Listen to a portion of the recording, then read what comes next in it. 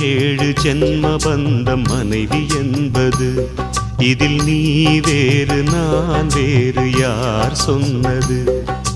கல்யாணமே ஒரு தெய்வீகமே, சம்சாரமே அதன் சந்தோஷமே, ஒரு வானும் நிலவும் பிரிந்து வாழுமா?